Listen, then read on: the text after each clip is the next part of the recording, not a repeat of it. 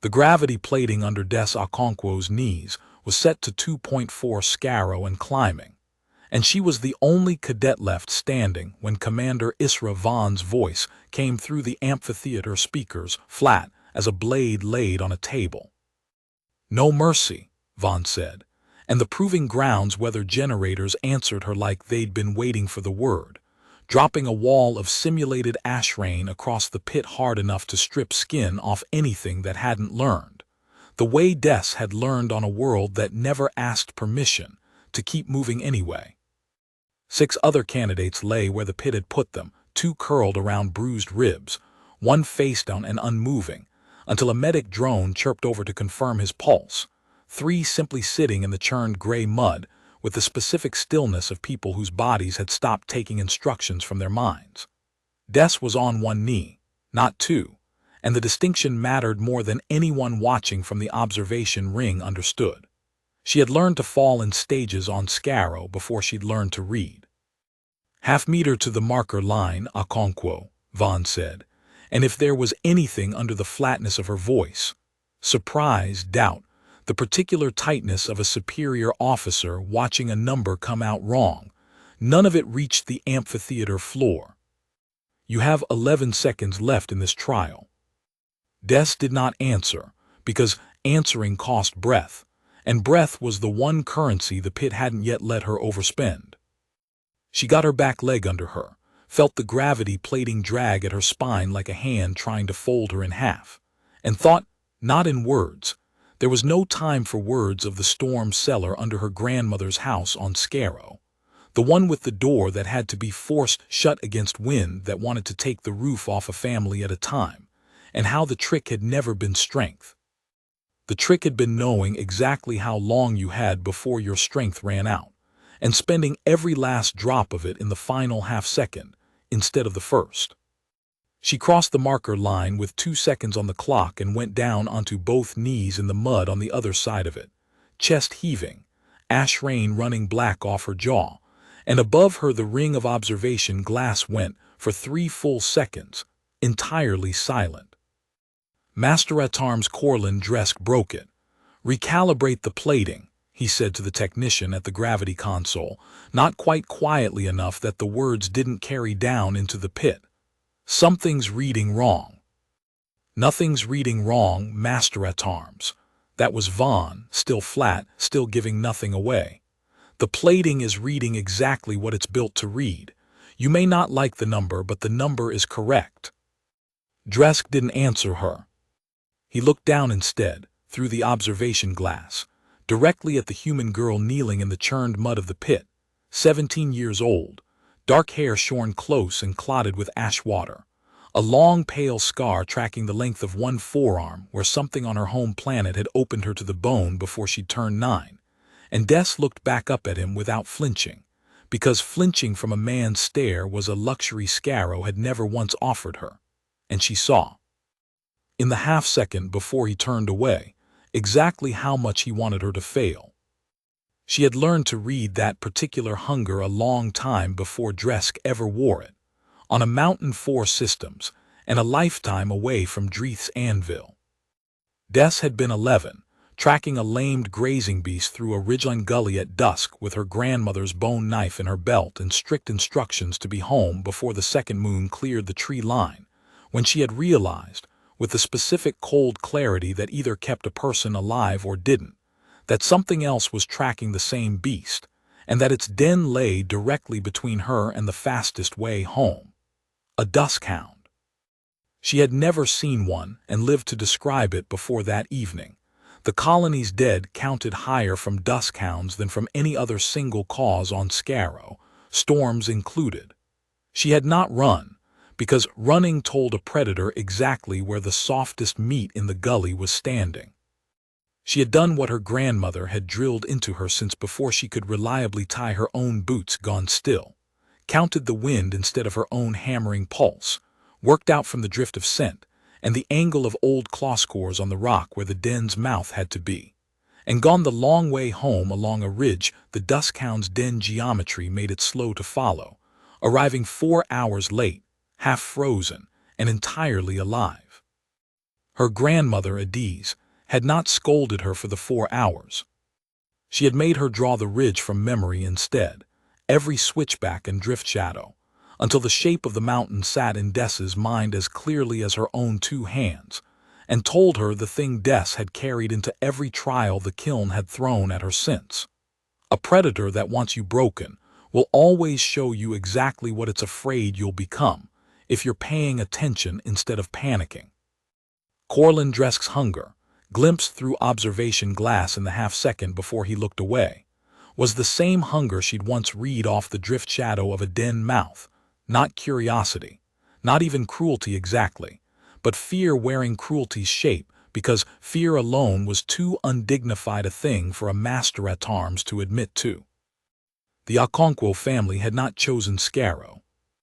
Nobody on the generation ship Amaranth had chosen it, a colonial vessel 3 centuries out from Earth on a survey run to a world its own instruments had rated, 94 years before Dess's birth, as marginally habitable, when a catastrophic drive failure had put it down hard on the one world in the system that turned out to be nothing like marginal at all.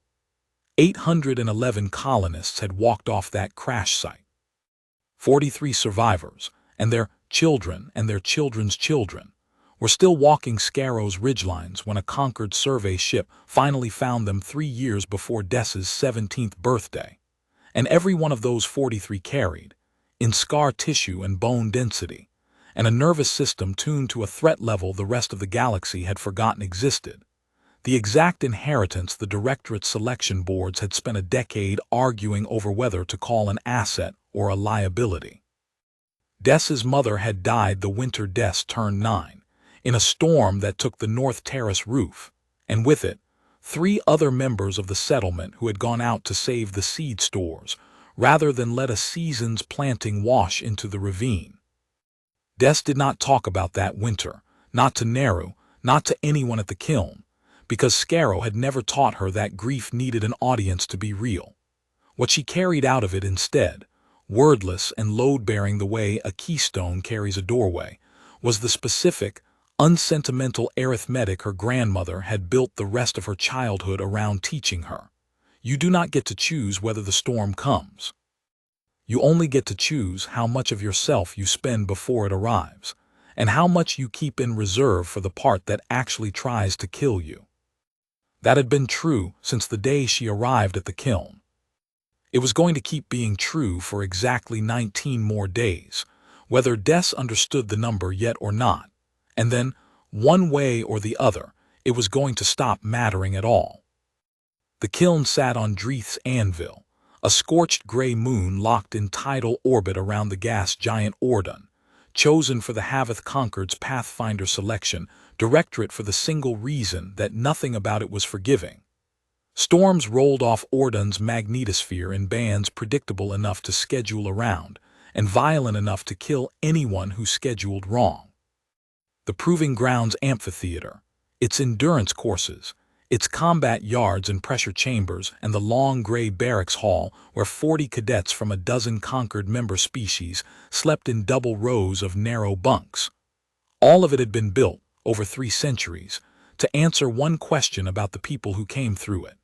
Not whether they were strong, but whether they could be trusted not to break at the exact moment breaking would cost someone else their life.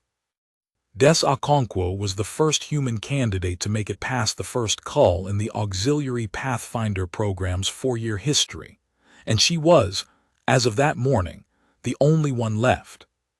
She showered in water barely above freezing, because the barracks plumbing ran off the same grid as the gravity plating, and both were kept deliberately, institutionally spare, and toweled off in front of the narrow mirror bolted over her bunk's wash basin, cataloging the day's new damage the way her grandmother had taught her to catalog storm damage back home.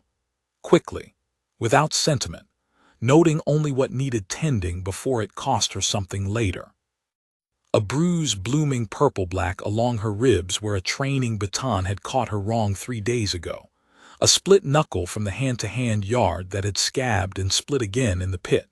Nothing broken, nothing that would keep her out of tomorrow's trial. You're going to run out of body before you run out of program, said Neru Case from the bunk across the aisle, not looking up from the data slate balanced on her knees. Neru was Ithran, a slim amphibious cadet from a Concord member World 3 Systems core ward, with pale gray-green skin that stayed faintly damp no matter how thoroughly the barracks' recycled air dried everyone else out, and she had been the only cadet in the hall who'd offered Des a bunkmate's nod on the first day instead of the careful, assessing silence everyone else had given the strange, loud-blooded human. That's not an insult. That's arithmetic. I've done worse arithmetic, Des said, and pulled her spare uniform over the bruising, and did not elaborate, because Neru had learned in 3 months not to ask her to. Dresk pulled the storm timing logs again this morning, Neru said instead, which was Neru's way of saying the thing she actually wanted to say without making Des ask for it directly. Before your trial, I saw him at the terminal. Des went still for exactly as long as it took to finish buttoning her cuff, and no longer, because stillness that lasted too long was its own kind of tell. The storm cycle's public, she said. Anyone can pull the timing logs. Anyone can. He did it 40 minutes before your trial slot, and he set the ash rain interval 11 seconds tighter than the standard cycle. Neru finally looked up. Ithran's eyes were large, dark, and slow to blink, and it made her stares land with a weight human eyes never quite managed. I checked the archive. It's not a coincidence pattern, Des. It's the 4th time this cycle your trial parameters have run a margin tighter than everyone else's. Then report it. I did report it. 2 weeks ago. Selection Directorate logged the complaint and closed it same day, parameter variance within instructor discretion. No directive violation found. Neru's voice stayed level, but something under it had gone hard in a way Des had heard only twice before, both times when Neru talked about the reef world her family had been resettled from after a border skirmish burned the original one to slag. Discretion. That's the word they used. Like it's a coincidence that his discretion keeps landing on the one cadet who isn't Halveth stock. Des sat down on the edge of her bunk, because her legs had finally decided to collect on the debt the pit had run up, and looked at the data slate Neru turned toward her, a clean administrative log, timestamps, parameter deltas, nothing dramatic, nothing that would read as sabotage to anyone who hadn't spent 3 months learning exactly how small a margin could be made to matter. 11 seconds, a half-degree steeper incline on the endurance course. A visibility filter set 4% lower than regulation during her night orienteering run last month, the one that had put her within arm's reach of a training drone's live rotor before she heard it. None of it alone was more than discretion. All of it together was a pattern with a name Des didn't need Neru to say out loud.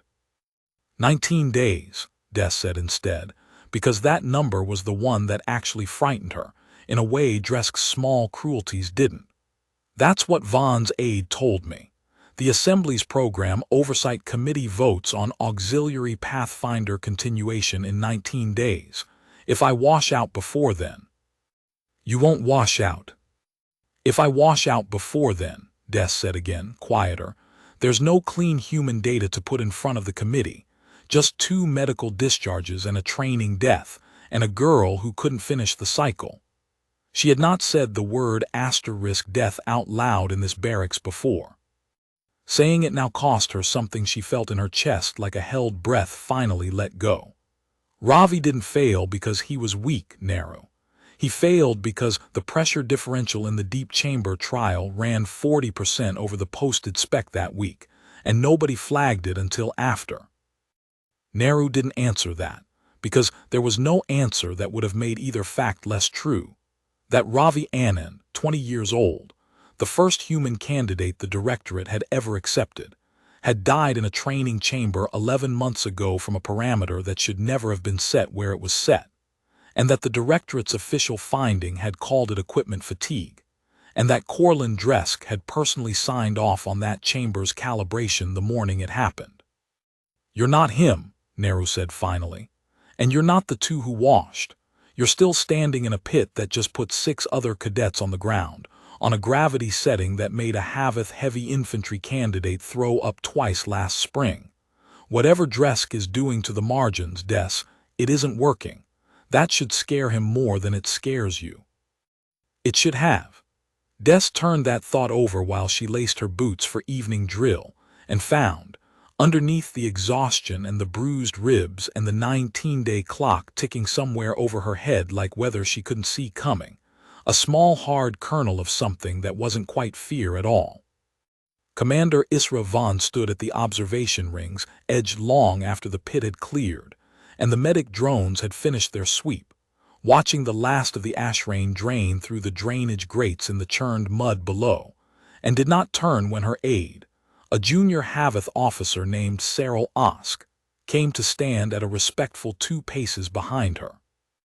"The Okonkwo girl beat the marker by 2 seconds, Commander," Osk said, in the particular tone of a subordinate offering information his superior already possessed, because subordinates learned quickly at the kiln that silence in front of Vaughn read as either insolence or incompetence, and there was no third option that didn't get you reassigned. "That's the 4th trial this cycle. She's cleared inside the tightened margin." "I'm aware of the number, Cyril." Vaughn's skin, silver gray and faintly iridescent along the ridge of her cheekbones in the low proving ground light, showed nothing of what moved under it. 3 decades of Concord service had taught her that showing anything at all, in front of subordinates, was its own kind of failure. "What I want to know is why the margin keeps tightening in the first place." Master at Arms Dresk logged the adjustments as within discretion variance, Commander. Standard practice for. "I read the log, Cyril." Vaughn turned from the glass, finally, and the aide had the good sense to stop talking. "Standard practice does not produce a pattern that targets one candidate 4 cycles running. I've served this directorate for 19 years. I know what discretion looks like, and I know what a man nursing an old grudge looks like when he's careful enough to keep both inside regulation." She did not say Ravi Annan's name, because there was no version of saying it that wouldn't become, on the record, an accusation she was not yet prepared to make against an instructor with 11 years seniority and a service record that had, until 11 months ago, been spotless.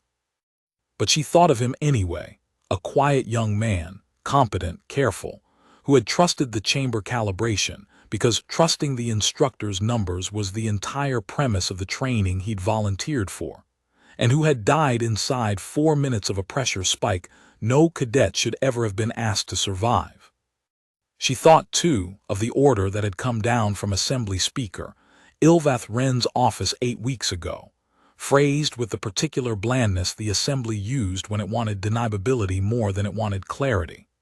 The Program Oversight Committee expects selection standards for the auxiliary Pathfinder cohort to be applied without softening, given the elevated public scrutiny attached to the Terran candidate pool. No mercy, in other words, dressed in the language of due diligence. A directive that let a man like Dresk do exactly what he'd already wanted to do, and let Vaughn's own superiors keep their hands clean of it whichever way it ended. "Watch the trial parameters, Cyril," Vaughn said. "Everyone from now until the committee vote. Log every variance, even the ones inside discretion. I want a clean record if this comes to a formal review, and I want it clean whichever direction the truth turns out to run. And if the Master at Arms asks why he's being audited, Commander, tell him," Vaughn said, already walking, "that I said no mercy applies to instructors too." Corlin Dresk had joined the Selection Directorate the same year the Halveth Concord signed the resettlement accord that first brought Scarrow's survivors into Concord space, and he had watched, over the 11 years since, 3 cohorts of careful, competent Halveth cadets wash out of programs less demanding than the one he now ran, while the Assembly's public relations office spent increasing amounts of political capital telling frontier worlds that humanity, barely a decade removed from a lost colony ship and 94 years of a Deathworld's teeth, belonged in the Concord's elite ranks by right rather than by proof. He did not think of himself as cruel. He thought of himself, when he thought of it at all, as the last honest man in a directorate that had started grading its own standards down to make room for a headline. And he had watched Ravi Anand die believing exactly that. In the 4 minutes it took a chamber's pressure gauge to climb past a number Dresk himself had signed off on without checking twice, because he had been so certain, so entirely, professionally certain, that the boy would tap out at the standard threshold the way every cadet before him always had. He had not slept a full night since. He told no one that, least of all himself in any words he'd have used aloud, and the closest he came to reckoning with it was a private, corrosive certainty that the next human candidate would not be allowed to reach a chamber he hadn't tested past its limit first. On the theory, one he had never once examined closely enough to notice its cruelty, that if she failed early in the mud in front of everyone, she would fail alive. He watched Okonkwo from the observation ring the morning after her 4th cleared trial, running the barracks yard conditioning drill an hour before the rest of her cohort was even awake, alone, methodical, working through a strength sequence that owed nothing to Concord doctrine and everything to some inherited, half-feral scaro discipline no training manual on the kiln had a name for, and felt the old certainty crack, very slightly, for the first time in 11 months. He did not let it show. He recalibrated the next trial's parameters instead, tighter still, and told himself it was discretion. The next 9 days ran the way the first cycle had run, only faster, the way a storm runs faster in its second half than its first. Trial after trial, each one built around a different way a body or a mind could fail under pressure. Each one shaved a fraction tighter around Dess's slot than the posted directorate standard. And each one, to the visible and increasingly unconcealed frustration of Master at Arms Dresk, cleared. Vaughn watched the deep-pressure chamber trial from the monitoring station herself, which was not standard practice for a commander of her rank and which she did anyway, because she had signed the authorization for the chamber's use personally, and intended to be the first to know if that authorization turned out to be a second mistake, compounding the first one Dresk had made 11 months earlier.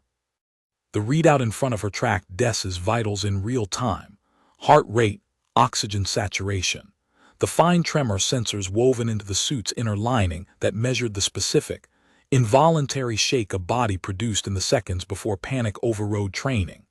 And for the first 90 seconds of the trial, the numbers climbed exactly the way Vaughn had watched them climb in every candidate who had ever taken that chamber, human or otherwise, herself included, decades ago, in a selection cycle of her own. Then, at the 90-second mark, where every prior candidate's heart rate had continued its climb toward the abort threshold, Okonkwo's numbers did something Vaughn had not seen in 19 years of reading these readouts. They leveled. Not dropped, leveled, holding steady at a rate elevated enough to show the fear was still there, still costing her something, but controlled with a precision that read, on the monitoring station's diagnostic overlay, less like courage and more like a mathematical decision that had already been made and was simply being executed. Vaughn's hand had been resting a half centimeter from the manual abort control for the entire 90 seconds prior. She did not move it away until the trial's countdown reached 0, and Okonkwo walked out of that chamber under her own power with nothing more than a nosebleed to show for a depth equivalent that had put 2 Halveth heavy infantry candidates on stretchers. The deep-pressure chamber, the same model though not, Vaughn confirmed personally before authorizing the trial, the same unit that had killed Ravi Anand, took Des down to a depth equivalent that put 2 Halveth heavy infantry candidates into medical observation for barotrauma, and she came out of it with a nosebleed and a headache that put her flat on her bunk for 6 hours afterward, and inside the chamber, in the log Vaughn reviewed personally that night, her hands had never once drifted toward the emergency release. How? Vaughn asked her directly, the one time she permitted herself to visit the medical bay rather than simply reading the report. Did you keep your pulse from spiking past the chamber's abort threshold? Every other candidate who's taken that trial has crossed it by the second minute. Des, propped against a medical cot with a compress over her eyes and blood still crusted along one nostril, considered the question with the particular seriousness of someone who did not waste a superior officer's time with an answer that wasn't true. "On Scarrow," she said, "when the storm cellar door won't hold and you can hear the wind trying to find the gap, panicking uses air. Air's the only thing in that room you can't get more of. So you learn to want less of it, not to be braver, just to actually need less, the way you'd ration water. I don't stop being scared, Commander. I just stopped letting scared cost me anything I couldn't afford." Vaughn said nothing for a long moment, turning that answer over the way she turned over intelligence reports whose implications outran their wording, and left without offering the reassurance a lesser officer might have reached for, because reassurance was not currency Vaughn dealt in and both of them knew it.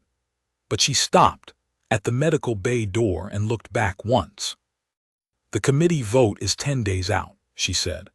"I would prefer to bring them a candidate who is alive to be voted on, Okonkwo. Bear that in mind the next time your instinct is to spend nothing." It was as close to a kindness as the commander had offered anyone in 3 years of running the kiln, and Des understood it as one. 2 days after the chamber trial, Master at Arms Dresk posted the next cycle's assignment to the barracks board without comment. A live fauna threat assessment exercise, run in the reinforced containment arena 3 levels below the main proving ground, where the Directorate kept a rotating menagerie of specimens pulled from conquered frontier worlds too dangerous to study any other way. Standard doctrine was simple enough to fit on a single briefing card. A cadet entered the arena blind to the specimen's identity, had 90 seconds to observe its behavior from behind a retractable barrier, and then chose, and committed to, exactly one of 3 responses. Retreat to the extraction hatch, subdue with the arena's standard-issue containment net, or, in the rare case doctrine, judge the specimen an active lethal threat with no viable subdual window, use the arena's authorized kill charge. Scoring rewarded correct identification over aggression. A cadet who netted a docile grazing specimen scored no worse than one who retreated from a genuine predator, and a cadet who used lethal force on anything less than a confirmed active threat failed the trial outright, however impressive the kill. Naru found the specimen manifest before Des's slot ran, and did not like what she found. Every cadet ahead of Des that cycle had drawn from the arena's standard rotation of demonstration animals: a slow-moving Varan browser, a pair of skittish cave-roosting flyers, a Halveth training instructor's personal favorite, an aging quill lizard long since gentled by a decade of arena use. Des's manifest line read differently: a juvenile kesh crawler, 6 weeks off full maturity, pulled from containment on a feeding cycle, the arena's own husbandry log flagged as 40 hours overdue and requisitioned for Des's slot. Per the paperwork, at Dresk's personal signature, 11 hours before the trial opened. An underfed juvenile predator with no history in the arena rotation, Naru said, low and furious, showing Des the manifest on her data slate in the corridor outside the containment level. "Nobody's run a green specimen against a first-year cadet in 2 years, Des. It's not in the training manual, because it's not supposed to be survivable to grade. A specimen with no conditioning to the barrier, or the net, doesn't behave like the ones the trial's scoring rubric was built around."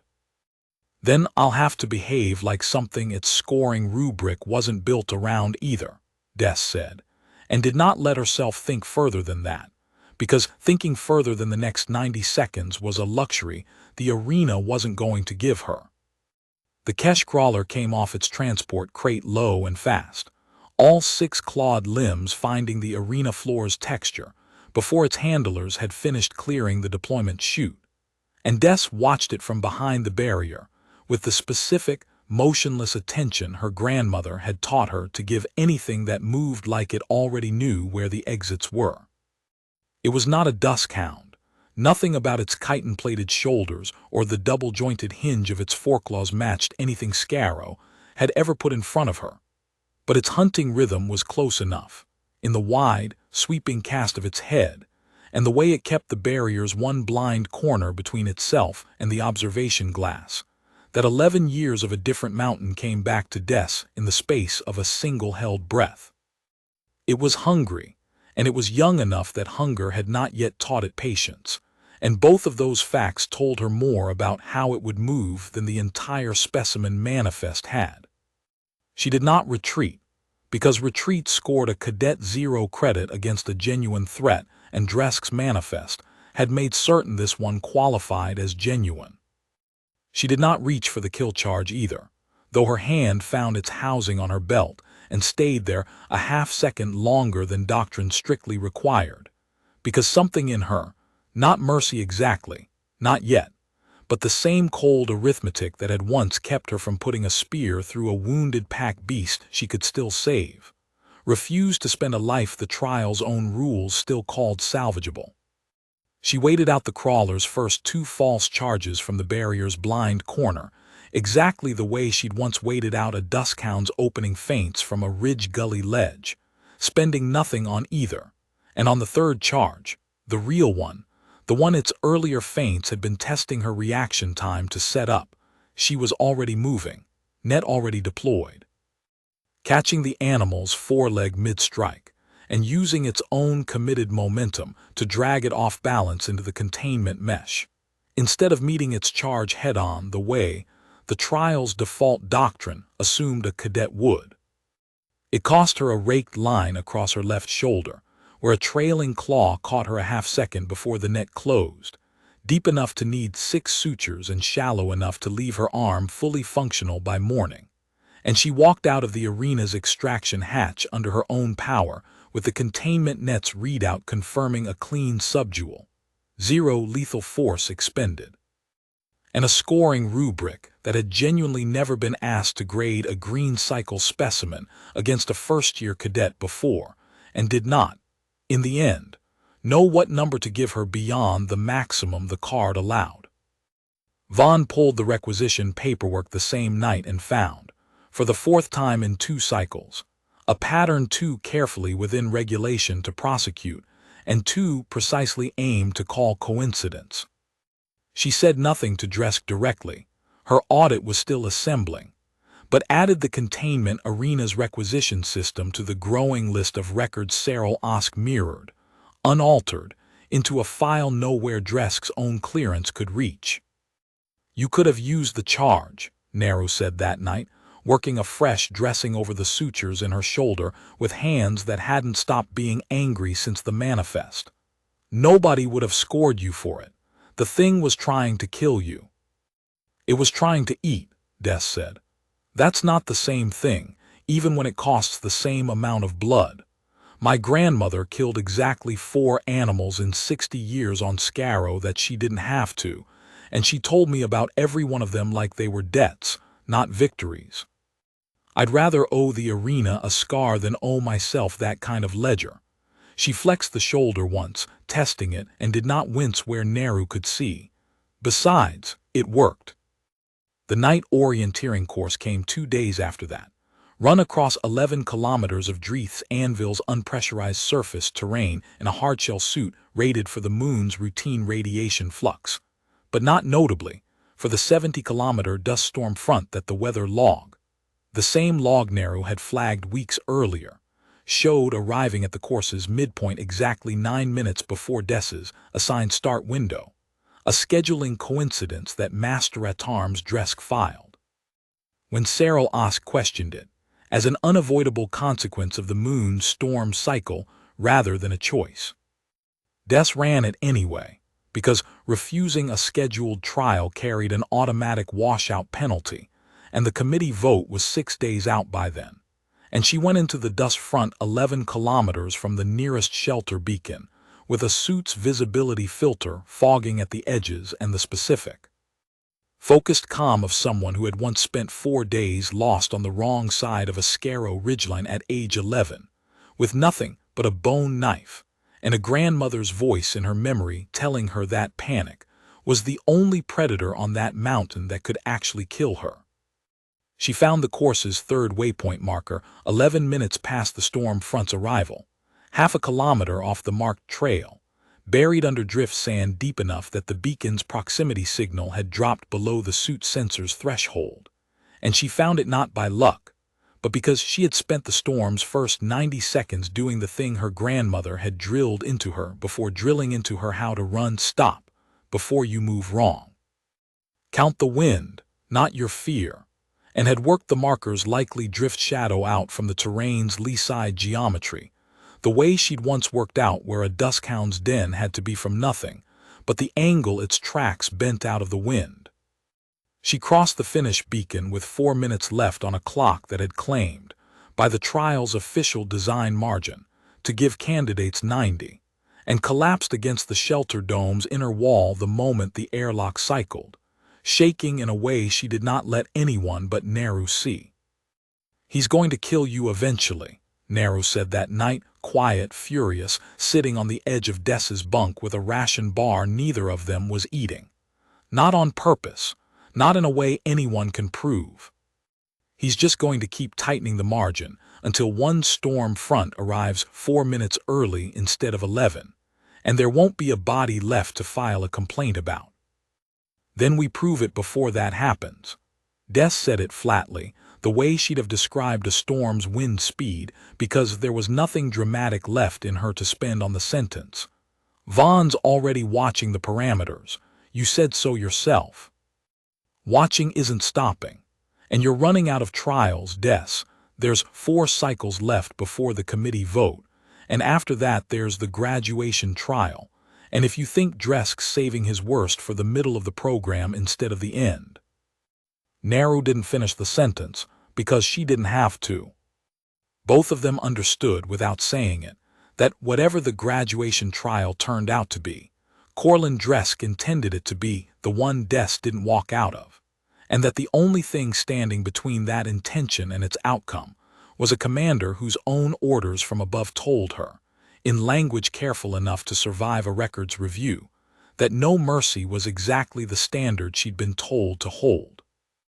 The combat yard trial came 2 days after the orienteering course, and it was the first time the kiln put Des across a mat from Threnna Vask. Threnna was a Halveth Heavy Selection cadet, half again Des's mass, and built the way the Concord's own recruitment posters like to depict a Pathfinder, broad through the shoulder, plated along the forearms in the dense natural scale the Halveth called battle cast, with a service pedigree 3 generations deep and an open, uncomplicated contempt for the idea that a species less than a decade removed from crawling out of a crashed colony ship belonged on the same mat as her at all. She had said as much twice in the mess hall, loudly enough that she clearly intended it to reach Des's bunk row, and both times Neru had gone rigid and furious, and Des had simply kept eating, because Scarrow had taught her that a threat spoken from 6 meters away had already told you it wasn't going to be the one that killed you. The trial format was straightforward. 5 minutes, standard directorate hand-to-hand doctrine, first cadet to land 3 clean disabling strikes or force a submission. What was not straightforward, and what Des clocked in the first 15 seconds from the way the yard's scoring judge kept his eyes on Threnna's strikes and not on hers, was that the trial's referee, a junior instructor under Dresk's direct supervision, had been told, in whatever language the master-at-arms used to give an order that would never appear on a log, to score generously in one direction and stingily in the other. Des lost the first exchange on a call she was certain, from the impact she'd felt land, should not have counted, and Threnna's grin afterward told her everything she needed to know about whether the mistake had been the judge's or the instructions.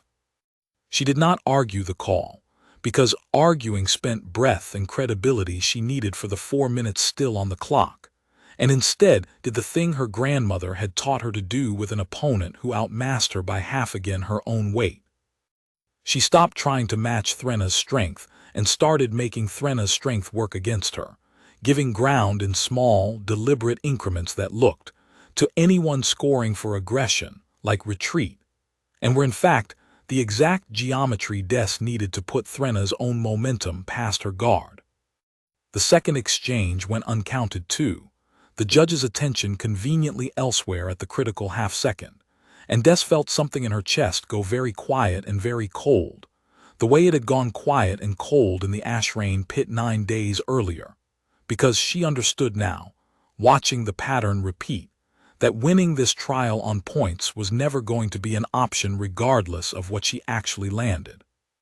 So she stopped trying to win it on points. On the third exchange, with 90 seconds left on the clock and 2 uncounted strikes already spent, Des let Threnna's next strike come in fully rather than deflecting it, took the impact across her raised forearm hard enough to bruise to the bone, and used the half-second of Threnna's own overextension that the full-force strike cost her to close the distance completely, drop her weight below Threnna's center, and put the larger cadet flat on her back on the mat with a throw that owed nothing to Concord hand-to-hand doctrine and everything to the specific, brutal economy of a girl who had once wrestled a wounded pack beast off a collapsed pen wall to keep it from crushing her little brother. The yard went silent for exactly as long as it took Threnna to remember how to breathe. "Submission," the judge said, in a voice that had clearly not expected to say it, and did not meet Dresk's eyes when he logged the result. Vaughn, who had been watching the entire exchange from the yard's upper rail with an expression Des would only later learn to read as barely restrained fury, pulled the full trial footage that evening, cross-referenced it against the judge's scoring log frame by frame, and found exactly the pattern she'd expected to find: 2 strikes that should have counted for Des, scored as glancing, 1 strike from Threnna that had clearly missed clean contact, scored as landed. She reversed the official record personally, logged a formal reprimand against the junior instructor, and told Cyril Osk, in a tone that ended the conversation before it started, that any future trial involving Cadet Okonkwo would be independently scored by 2 judges instead of 1. The team trial came 4 days after that, paired at random by the Directorate's rotation algorithm in a way that put Des and Neru on the same recovery and extraction exercise, and it was the first time either of them had needed to carry the other rather than simply stand beside her. The exercise simulated a downed shuttle in Dreith's Anvil's shallow coastal shelf, a stretch of frigid, storm-churned water the trial briefing rated moderate difficulty, which meant nothing to Des, who could swim adequately and know better, and meant considerably more to Neru, whose Ithran physiology should have made the water trial trivial and instead, 40 meters from the simulated wreck, betrayed her completely when a cramp locked through both her lower limbs at once. A documented risk of Ithran muscle structure in extended cold water exposure that the trial's own medical brief had flagged, and the exercise's tightened parameters had, once again, not adjusted for. Des reached her in 11 seconds flat, towing a body twice as slick and nearly as heavy as her own back to the shelf's rocky margin, with the same unglamorous, joint-grinding effort it had once taken to drag a half-drowned younger cousin out of a flooded irrigation channel, and got Neru breathing steadily again on the rocks a full 90 seconds before the exercise's own recovery drone arrived to do the job the Directorate had actually built the trial to test. "You beat the drone," Neru said afterward, teeth still chattering, wrapped in 2 emergency blankets and glaring at the sky with the specific outrage of someone who had nearly drowned in front of an audience. "You beat automated recovery hardware. With your arms." "Storm's cellar door doesn't wait for a drone either," Des said, which was not strictly an answer, and was also the closest thing to your welcome that either of them needed. The graduation trial's countdown stood at 6 days, when the mid-cycle report to the Assembly's Program Oversight Committee arrived on Speaker Ilvath Wren's desk. And it was, on paper, the best possible news for a program the Speaker's own office had spent 2 years quietly hoping would fail on its own without anyone in the Assembly having to be seen killing it. Des Okonkwo had cleared 11 of 11 trials in the current cycle, 4 of them under parameters tight past posted directorate standard, with a cumulative performance rating that placed her.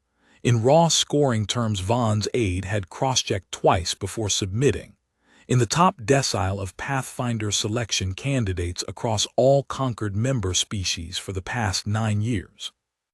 It was not the news the Speaker's office wanted, and it produced, within 48 hours, a second and considerably less public communication, routed through the Directorate's oversight liaison rather than Vaughn's office directly, in the particular administrative sleight of hand the Assembly used when it wanted an outcome without wanting its fingerprints on the request, instructing that the graduation trial for the current Pathfinder cohort be elevated to a live observation format, with senior Assembly representatives present in person at the kiln to assess candidate readiness firsthand, given, the communication noted, the elevated public interest in the Terran candidate's performance record. Vaughn understood the instruction for precisely what it was the moment she read it. Not oversight, but theater, staged for an audience who wanted, whether they'd admit it to themselves or not, to watch the human girl fail in front of witnesses important enough that no after-action report could later soften what they'd seen. She raised the point directly with the Directorate's oversight liaison, a smooth, careful Halveth administrator named Cale Farron, who had never once, in 3 years of managing the Assembly's relationship with the kiln, said anything Vaughn could later quote back to him as a mistake. The Speaker's office has fielded considerable frontier press interest in the Terran candidate, Commander, Farron said, in the tone of a man reciting a briefing rather than offering an opinion of his own. 3 separate colonial news feeds have run pieces speculating that selection standards have been quietly softened to manufacture a public relations success. The Speaker would prefer to settle the question in front of credible witnesses than continue fielding it in the press. The standards have not been softened, Vaughn said. They've been tightened past posted regulation for 9 cycles running, in a pattern my own audit is still assembling documentation on. If the Speaker wants the truth settled in front of witnesses, I'll be glad to have it settled. I only ask that whoever designs the observation format remembers that a live audience does not make a trial safer for the candidate standing in it. Noted Commander. Farron's tone did not change at all, which told Vaughn everything about how much the note would actually weigh against a Speaker's office that had already decided. In the private, unspoken way institutions decided things without ever writing the decision down, that a human candidate's failure in front of witnesses would settle a question far more useful to certain frontier constituencies than her success ever could. She thought about that conversation for a long while after Farron's channel closed, turning it over with the same care she gave any intelligence estimate whose stated purpose and actual purpose had come to diverge, and concluded, not for the first time in 19 years of Concord service, that the most dangerous order she was ever asked to carry out was rarely the one written down plainly enough to refuse. She called Dresk to her office that evening, alone, and told him about the elevated observation format without preamble, watching his face for the flicker of satisfaction she half expected, and to her own quiet unease, did not fully find. "You want the final trial parameters finalized by tomorrow," she said. "Given the observation format, I expect them fully within posted Directorate standard, master at arms. No further discretionary variance. I will be personally auditing the calibration logs myself twice before the trial opens." "Understood, Commander." Dresk's voice gave nothing away, which was, Vaughn thought, the single most honest thing about the exchange, because giving nothing away was exactly what a man did when the thing underneath had gotten too complicated to name out loud even to himself. He left her office and did not go to recalibrate the graduation trial's parameters.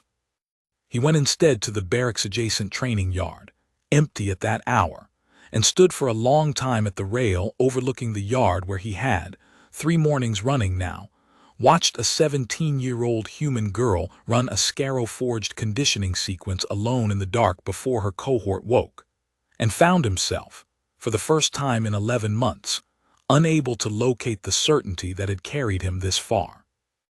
Dreeth's Anvil's border sat closer to contested Calvek's raider territory than any conquered installation liked to advertise, a fact buried 3 layers deep in the Kiln's classified threat assessments and never once mentioned in the Directorate's public recruitment materials.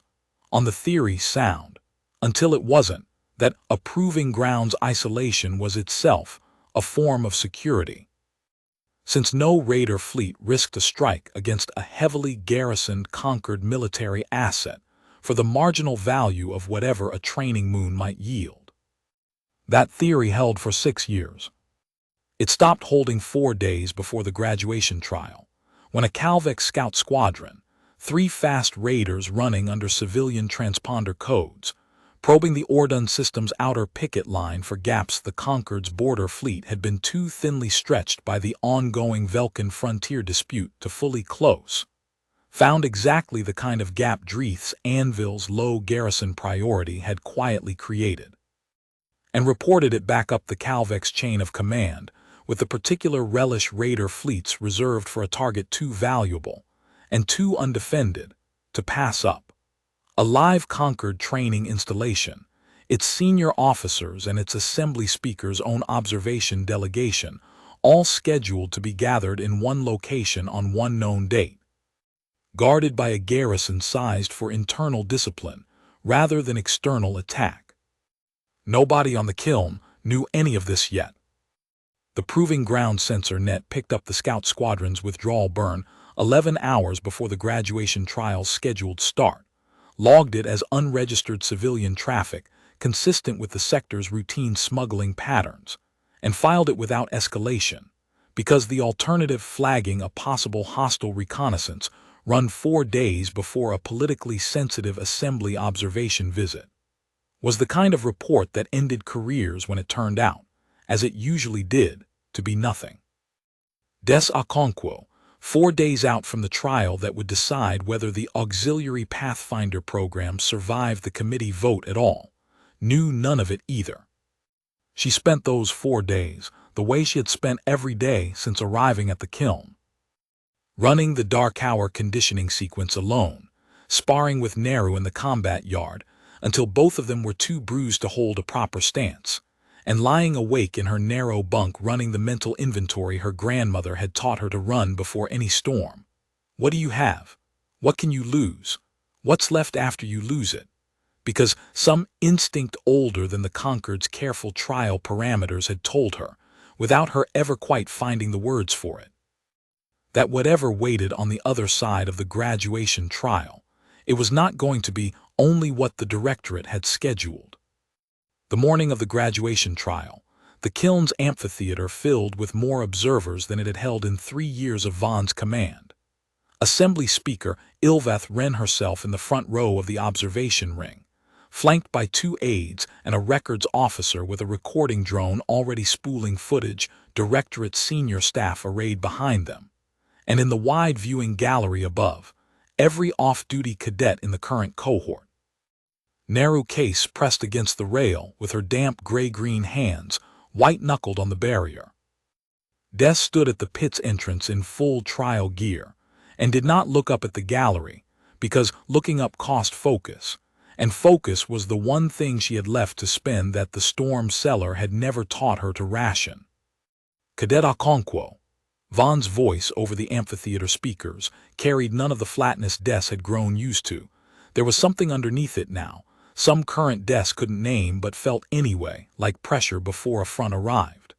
The graduation trial parameters have been set to full posted Directorate standard, no discretionary variance, and independently audited this morning by my office. You understand the trial's format? I do, Commander. A live terrain pursuit and recovery exercise. A simulated down pilot recovery run across the Kiln's outer terrain course, under time pressure, with a Directorate-controlled hostile contact simulation woven in at the midpoint to test the candidate's judgment under combined physical and tactical load. Standard. Survivable. Nothing, on paper, That should have required a speaker of the assembly to fly in personally to watch. Then you may enter the course on my mark. The mark came. Des entered the course.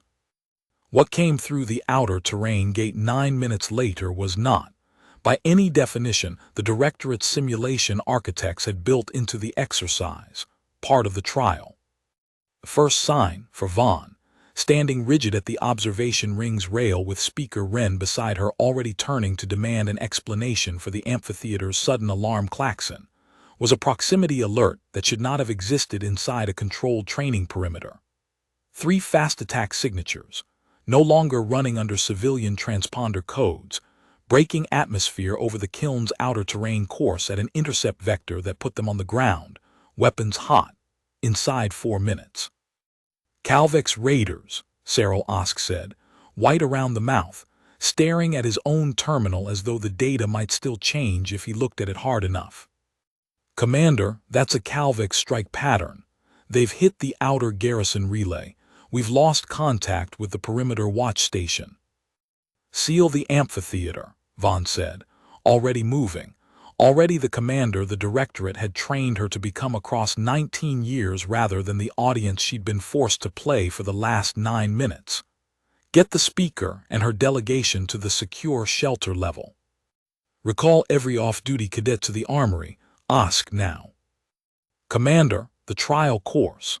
Osk's voice cracked just slightly on the words that came next, because everyone in that amphitheater understood in the same half-second exactly what the proximity data meant for the girl who had walked through the outer terrain gate 9 minutes earlier with nothing but standard trial-issue gear, and no weapon rated for anything heavier than the exercise's simulated opposition.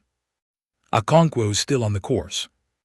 The secure shelter level sat 4 decks below the amphitheater, behind a blast door rated for a hull breach rather than a boarding action, and it was into that corridor that Vaughn's own security detail hustled Speaker Ilvath Wren, her 2 aides, and Cale Farron at a pace considerably less dignified than the Speaker's office would have preferred to be seen moving. Commander, I want a full accounting of how a hostile force reached this installation's perimeter undetected, Wren said, the practiced calm of 9 minutes ago gone entirely from her voice, replaced by something sharper and considerably more honest.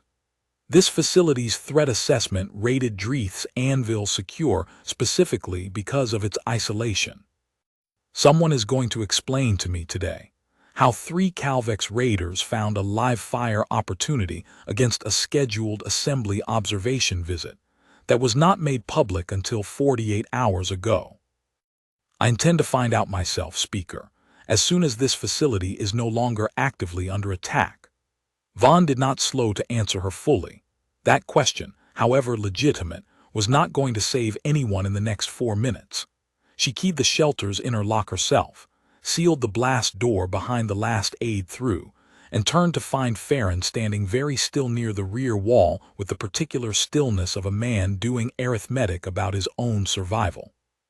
The outer garrison relay is down, Farron said, reading his own terminal with a thin sheen of sweat along his hairline that hadn't been there 9 minutes earlier. If they know where the shelter level is. They don't. Vaughn didn't look up from the corridor feed she was pulling onto the shelter's secondary display, a fragmented, half-functioning patchwork of the few perimeter sensors the Raiders' initial strike hadn't already blinded. This level isn't on any schematic that left the Directorate's own classified archive, Farron, and if you're about to suggest it might have, I'd like to know exactly which office outside this Directorate has seen it. She did not finish the thought aloud, though everyone old enough to read her tone understood its shape.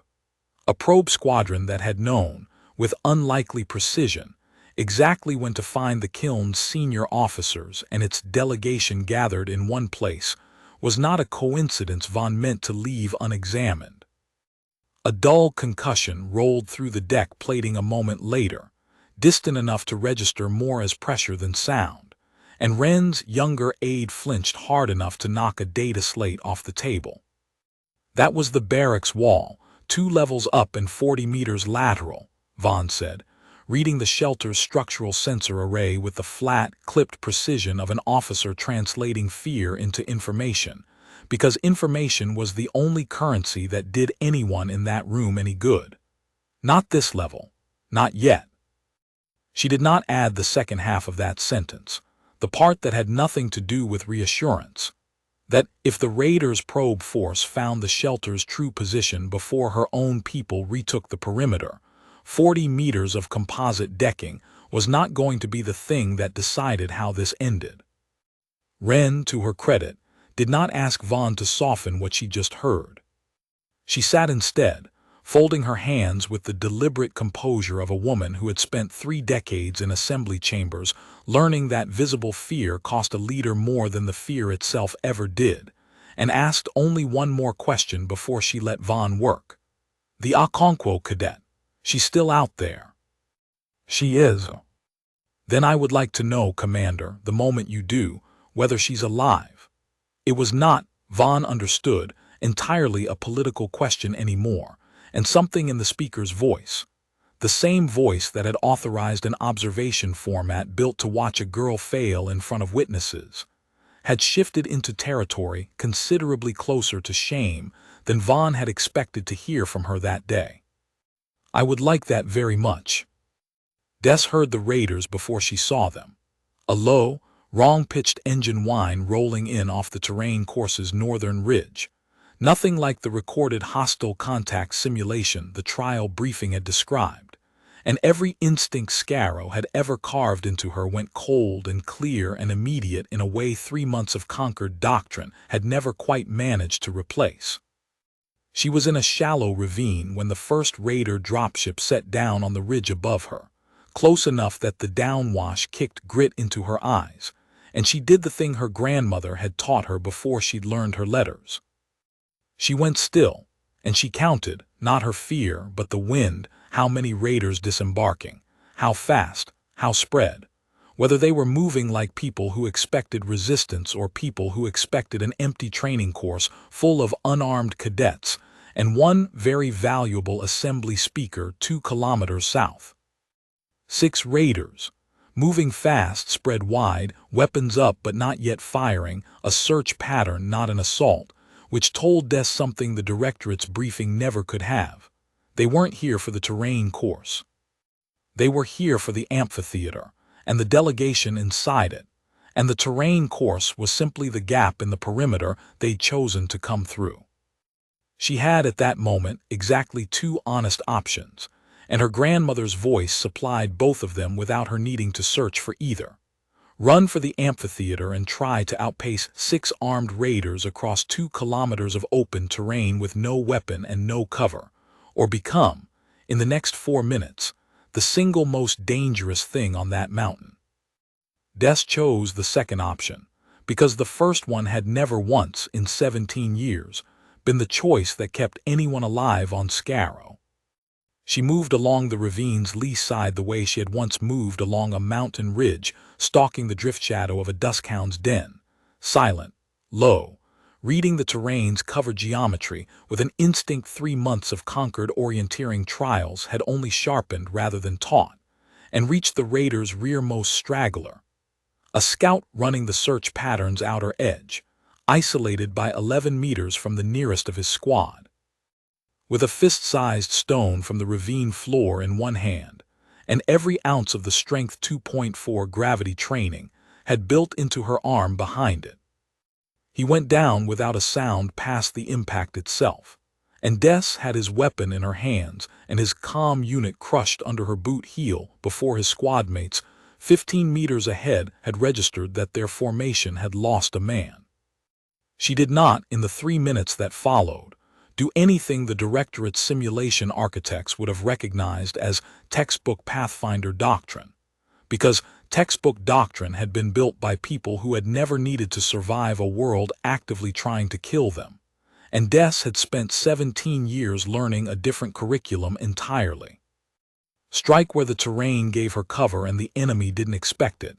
Never stay in one position long enough to become a pattern, and use fear, the raiders' fear, once it started, spread faster than any weapon she was carrying, as a force multiplier rather than an obstacle. By the time the raider squad's lead element realized they were being hunted rather than hunting, they had lost 2 more men to a girl they never once got a clean shot at, and their formation, built for an assault against an unarmed training course, broke into the ragged, uncoordinated defensive scramble of people who had planned for anything except this. At almost the same moment, a second Calvex dropship, the probe squadron's actual objective, the one the outer terrain contact had been meant to draw attention away from, set down hard against the barracks hall's south wall, where Cyril Osk's recall order had funneled a dozen off-duty cadets toward the armory in a tight, exposed column that made an easier target than anything the raiders had found on the terrain course. Narrow Case was near the front of that column when the barracks wall came apart in a spray of scorched composite, and she did the thing 3 months of watching Des Okonkwo had taught her to do before she had time to think better of it. She went down flat rather than freezing upright, dragging the cadet beside her down with her, and both of them were still on the ground, ears ringing, when the first raider through the breach put a shot into the composite decking 11 centimeters from Neru's outstretched hand. Corlin Dresk reached the armory corridor 4 seconds after the breach, having sprinted the length of the instructor's wing the moment the alarm klaxon sounded, and found himself, for the first time in 11 years of directorate service, standing between an armed raider and a column of unarmed cadets with nothing in his own hands but a training baton he'd grabbed off a wall rack without thinking. He used it anyway. He put himself bodily between the raider's weapon and the cadet's flattened against the corridor floor, took a glancing energy discharge across his upper arm that dropped him to one knee with the smell of his own scorched uniform in his throat, and did not move from the doorway even then, because whatever else Corlin Dresk had gotten wrong across the preceding 9 months, the doorway was not a place he was willing to leave open. Des heard the second breach's alarm over the same stolen comm channel she'd used to report the terrain course engagement, and made the calculation her grandmother had taught her to make faster than conscious thought ever could. The wounded prisoner at her feet needed a medic drone, not her. The retreating dropship on the ridge above her was already burning atmosphere and posed no further threat to anyone. And a second engagement, closer to the amphitheater, closer to Neru, meant every second she spent finishing anything here was a second she was not spending where it mattered more.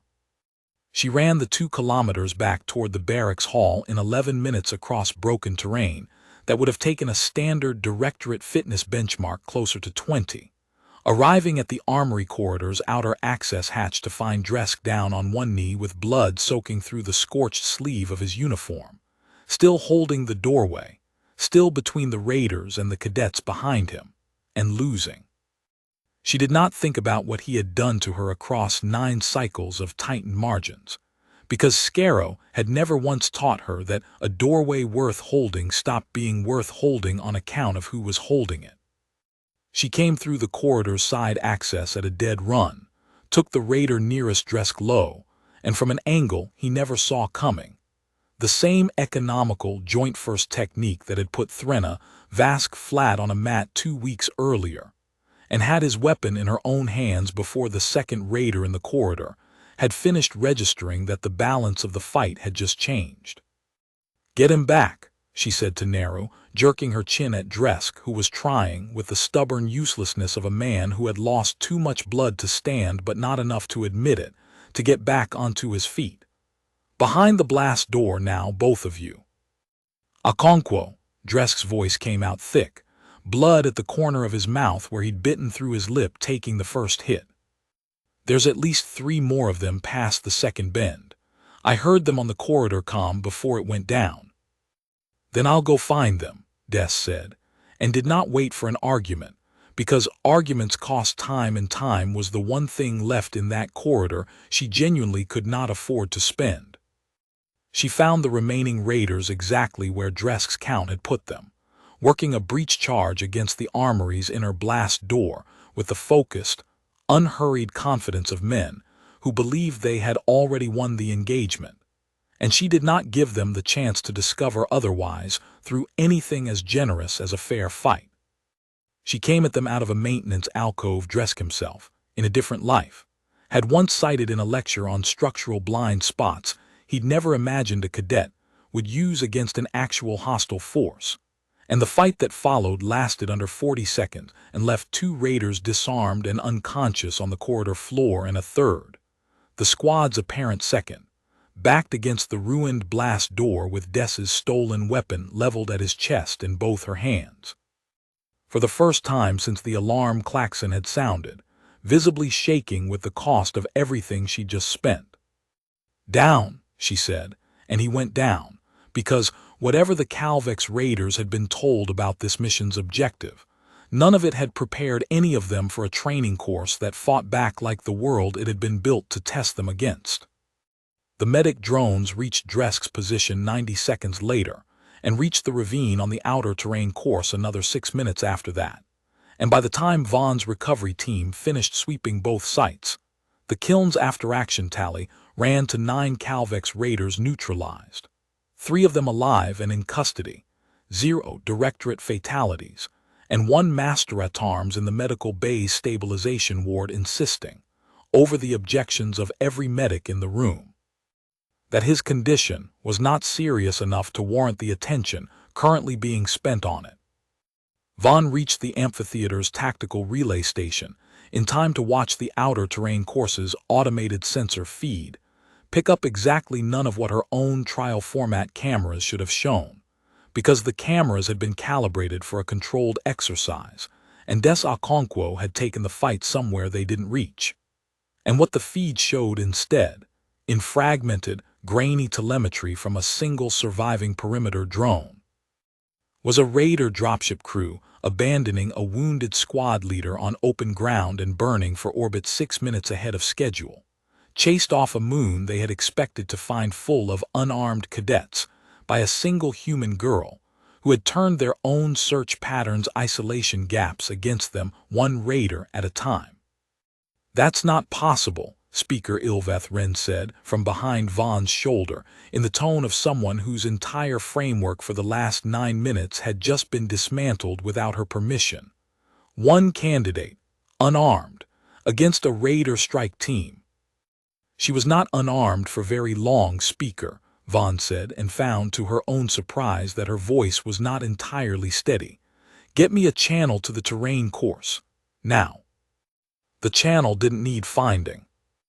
Des found it herself, breathing hard, 1 raider's confiscated comm unit pressed against her ear, blood not hers, mostly drying on the collar of her trial gear, standing over the last conscious member of the 6-man scout squad with his own weapon trained on the ground beside his head rather than at his chest, because Scarrow had taught her a great many things about violence, and none of them had ever included killing something that had already stopped being a threat.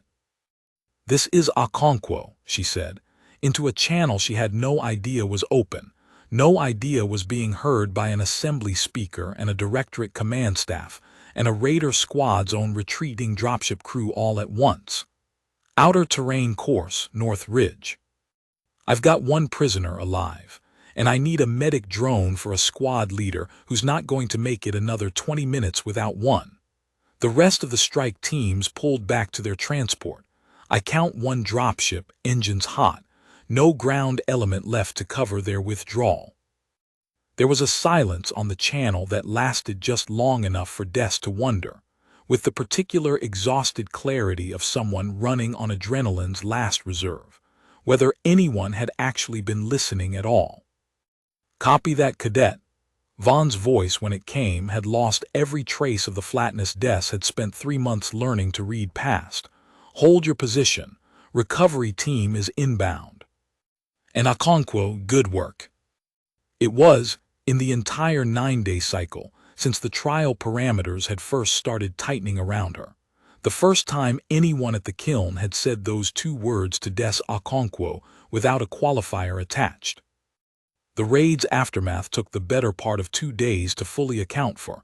The 6-man scout squad's dropship, it turned out on later analysis, had been a probe force testing the kiln's response time ahead of a larger strike the Calvix Fleet Command had planned for the following week, contingent on the probe finding exactly the undefended garrison gap the raiders' initial reconnaissance had reported.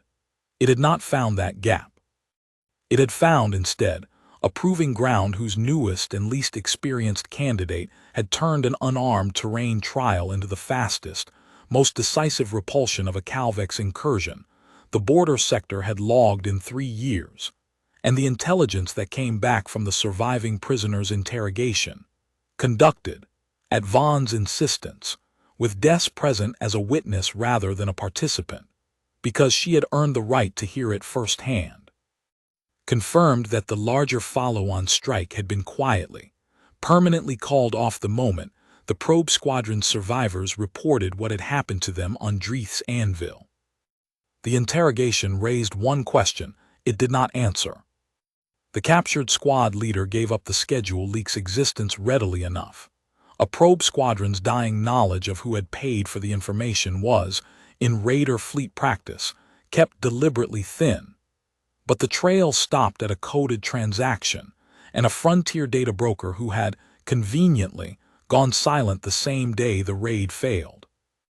Vaughn logged the gap rather than let it soften into a tidy official narrative, and told Cyril Osk to keep a standing file open on who inside the Assembly's own observation logistics had known the visit's schedule early enough to sell it.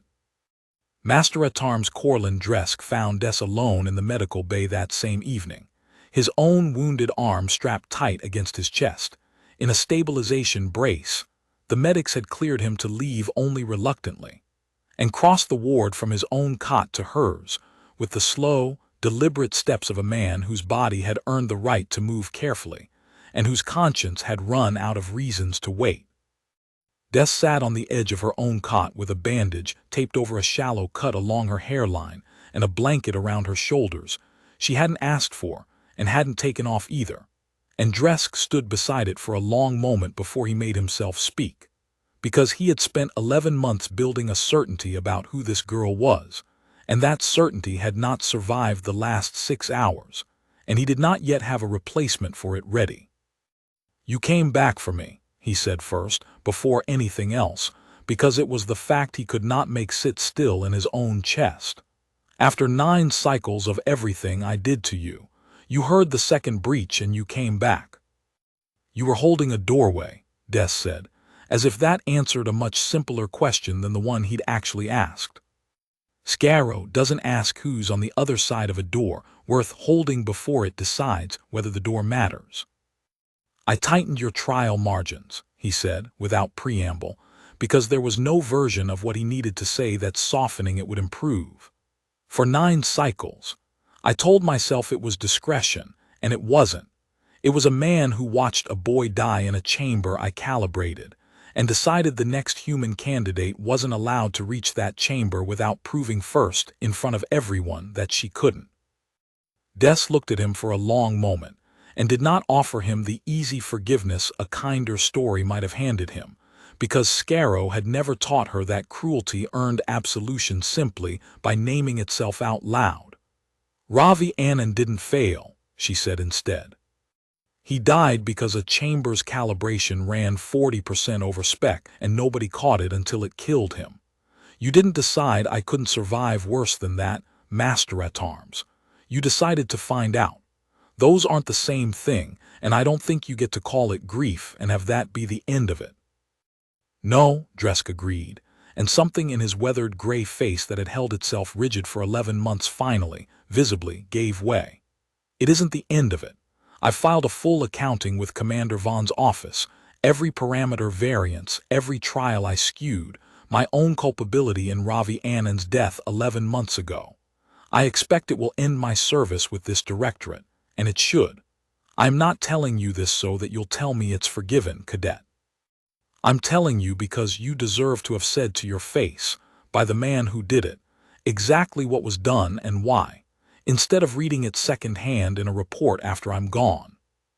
He left without waiting for a response, because he hadn't come for one, and Des sat alone with the blanket around her shoulders for a long while afterward, turning the exchange over the way her grandmother had taught her to turn over a storm's aftermath. Not to forgive it, not yet, maybe not ever, but to understand exactly what it had cost and what, if anything, could still be salvaged from the wreckage. The Program Oversight Committee convened 4 days later, not on the original schedule the Assembly had set before the raid, but early, at Speaker Ylvath Wren's own request, a fact that Vaughn noted in her private log that evening, with the particular dry satisfaction of an officer watching political theater collapse into something closer to honesty than anyone had planned for. The committee has reviewed the graduation trial's full incident record, the speaker said, standing in the same amphitheater where 9 days earlier she had come expecting to watch a human candidate fail in front of witnesses important enough to make the failure count. Cadet Okonkwo's cleared trial record, combined with her conduct during an unscheduled hostile engagement that this committee did not design, did not anticipate, and I will say this plainly, because plainness costs less than the alternative, very nearly did not survive to witness, leaves this committee with a considerably different set of facts than the ones we convened to evaluate. She turned, and the recording drone that had spooled quiet, damning footage of a speaker's own unpreparedness 9 days earlier now caught. Instead, the moment that footage would eventually become the story told about the auxiliary Pathfinder program's turning point rather than its scandal. Ylvath Wren extending a hand. In the formal Concord gesture of address between equals rather than the careful distance of superior to subordinate.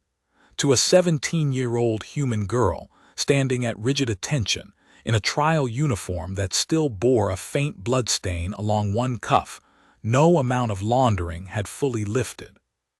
The committee votes, unanimously, to continue the auxiliary Pathfinder program, Wren said, and to expand its Terran candidate intake for the next selection cycle, effective immediately. Cadet Okonkwo, on Commander Vaughn's formal recommendation, and this committee's unanimous endorsement, is hereby commissioned as the Directorate's first Terran Pathfinder officer, with immediate assignment to advanced tactical instruction. A posting I understand Commander Vaughn intends to shape personally, given certain vacancies that have recently opened in her instructor roster. Somewhere in the viewing gallery above, Neru Case made a sound that was not quite a cheer and not quite a sob, and was, in the end, simply the sound of someone who had spent 3 months afraid for a friend finally allowing herself to stop. Threnna Vask found Des in the corridor outside the amphitheater 20 minutes after the committee's session closed, moving through the dispersing crowd of cadets and staff with none of the loose, contemptuous swagger she'd carried onto the combat mat 2 weeks earlier, and stopped an arm's length away with the stiff, deliberate posture of someone who had rehearsed a sentence and intended to get through all of it before her nerve gave out. "I was in the recovery column," Threnna said, without preamble, because Halveth military custom considered a preamble a kind of cowardice when the thing underneath needed saying plainly. Behind Case, when the wall came apart. She did not look away from Des's face, though the effort of not looking away was visible in the set of her jaw. "I put a training baton through a raider's visor before your instructor got to the corridor. Nobody logged it, because nobody was scoring it, and I didn't do it for a score. I did it because the alternative was watching the cadet next to me get killed while I stood there thinking about a mat." Des said nothing for a moment because Threnna's confession had cost her something to give and did not need to be rushed past. "That's not nothing," she said finally. "That's the same doorway Dresk was holding. You held one too. I called you battle-cast opposite in the mess hall, twice. Loud enough for your whole bunk row to hear it." Threnna's hands, plaited along the forearm in the dense natural scale Des remembered from the mat, closed briefly into fists and opened again, a Halveth tell for discomfort Des had learned to read 3 months ago and never once expected to see aimed at herself in apology. "I believed it when I said it. I want you to know I don't anymore, and I want to be the one who tells you that. instead of you hearing it secondhand the way Dresk made you hear the rest of it. Why the mat, though? Des asked it plainly, the way her grandmother had taught her to ask the question underneath a question. Before the raid, you outmassed me by half again my own weight and a judge that wanted you to win. What was it actually about? Threnna was quiet long enough that Des thought she might not answer at all. My service pedigree is 3 generations deep, she said finally. Every Vask before me made rank the hard way. And then a girl 3 years removed from a crashed colony ship walks into my directorate and clears trials I watched cousins of mine wash out of. I told myself that made you a symbol the assembly needed more than a candidate who'd earned it. Something in her broad shoulders came down half a centimeter, the way tension leaves a body that has finally stopped needing to hold a shape it built for someone else's benefit. You threw me on that mat clean. No symbol does that. You still don't owe me an apology for the trial itself, Des said. The judge owed me that. You just owed yourself the truth, and it looks like you found it. She held out a hand, not the formal Concord gesture Speaker Wren had offered an hour earlier, but the plainer one Neru had taught her the Ithran way of 2 months back, palm up rather than out. I could use a heavy selection cadet who knows how to hold a doorway when your own cohort's trials wrap. Vaughn's building an instructor roster. I hear there are vacancies. Threnna looked at the offered hand for a moment too long to be entirely comfortable, and then took it, her grip careful in a way it hadn't been on the mat, careful the way a person's grip gets when they've finally stopped needing to prove something with it. I'll hold you to that, Okonkwo, she said, and for the first time since Des had met her, there was nothing in her voice that needed proving at all. Vaughn found Des alone on the observation ring's outer walkway an hour after the committee's session closed, looking out through the reinforced glass at Ordon's vast banded storms rolling silently across the gas giant's face, and stood beside her for a long moment without speaking, because some silences, Vaughn had learned across 19 years of command, said more honestly than words what needed saying. I gave the order, Vaughn said finally. No mercy. I want you to understand why, because I don't intend to apologize for it, and I think you've earned the difference between an apology and an explanation. I was ordered by people with more authority than I have to hold this cohort to a standard designed to fail you. I chose to hold you to it exactly as written instead of softening it in secret, because I believed, and I still believe, that the only version of proving yourself worth trusting is a mercy-no instructor engineered around you. You didn't need me to make it survivable, Okonkwo. You needed me to make it real. It was real, Des said, and there was no bitterness in it. Only the flat, clear-eyed accounting scarrow had taught her to give every cost honestly. I don't think I'd have believed any version of it that wasn't. Then we understand each other. Vaughn's voice, for the first time in 3 months, carried something that was not quite a smile but stood close enough to its neighborhood. Dreeth's anvil is going to remember your name for a long time, Officer Okonkwo, not because a speaker shook your hand in front of a recording drone, but because 6 Calvex raiders went home to report what happened when they mistook an empty training course for an easy target, and every raider fleet in this sector is going to hear that story before the week is out. You didn't just survive this program. You turned it into the thing every hostile fleet in this sector is going to have nightmares about for a generation. Des looked out at Ordon's slow, silent storms a while longer, thinking of a storm cellar door on a World 4 systems and a lifetime away, of a grandmother's voice teaching her to count wind instead of fear, of a boy named Ravi Anand who had trusted a number that should never have been allowed to kill him, and of a man who had tried to break her and instead, in trying, had only proven exactly how much there was in her that refused to break. Good, she said finally, and meant it, and for the first time since she had crossed a marker line with 2 seconds left on a clock built to defeat her, the word cost her nothing at all to say. That night in the narrow privacy of the barracks' comm alcove, Des put in the first open-channel call she had placed home since arriving at the kiln, and waited through 11 minutes of relay lag for her grandmother's face to resolve on the small screen.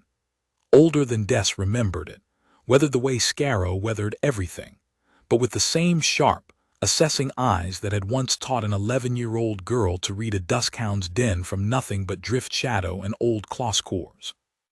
"You made your rank," Adiz Okonkwo said, before Des had gotten more than 2 words out, because her grandmother had never in Des's memory needed the whole story to know the shape of it.